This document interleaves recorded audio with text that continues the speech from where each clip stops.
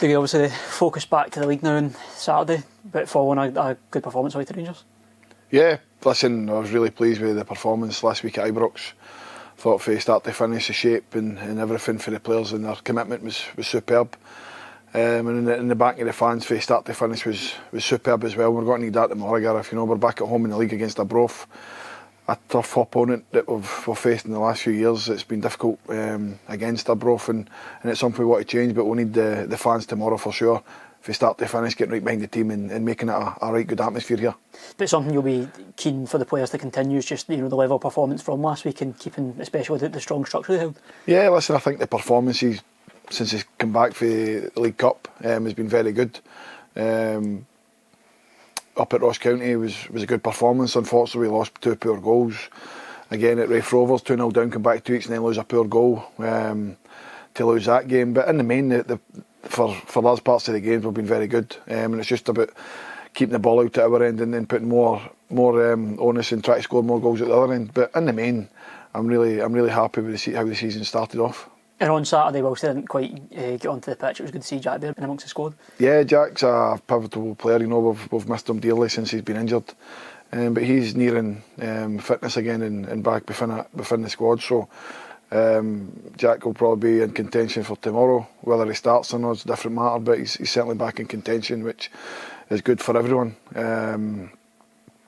But it's good to see the more players that we've been missing coming back.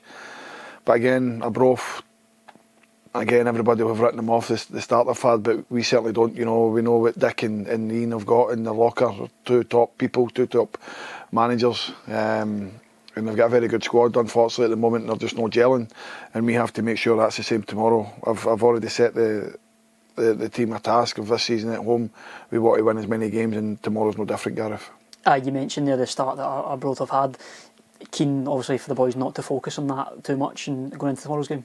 No, we just need to take one game at a time and take every opponent as if it's the first game of the season, and that's the same tomorrow. You know, they're kind of chopped and changed their formations and their players in the first few games, so it shows they're still trying to get the right balance of their starting 11.